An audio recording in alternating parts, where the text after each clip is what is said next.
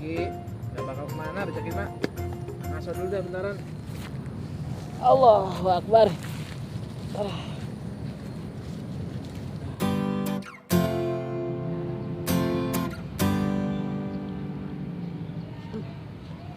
Apa sih lu, Roman puyeng amat? Pusing pala gua. Ngapa? Duit kagak gaplek, kerjaan kagak. Pegawai apaan kayak begini? Kebutuhan mungkin banyak, Ki. Lu pikirin aja dah. Dah, tapi ini enak tempat ya. Bakal nyari lindung ya. Lindung, kocolan ini mak. Ini tuh galengan. Kocolan adanya di sono di Empang. Nggak ada jadinya? Nah, kagak ada. Jadi ya? Ya.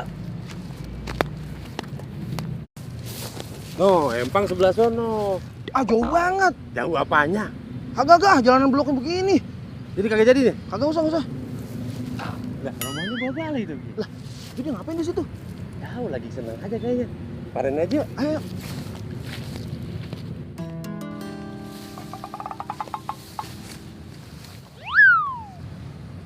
Tidur kali ya? Nah, rumahnya sih begitu. Itu duitnya banyak banget ya. Ambil aja Pak ya. Ya biarin lah, duit bapak lu ini. Yaudah. Lumayan. Bagi dua. Aset dah, mantap. Lu kata gua tidur. Jangan.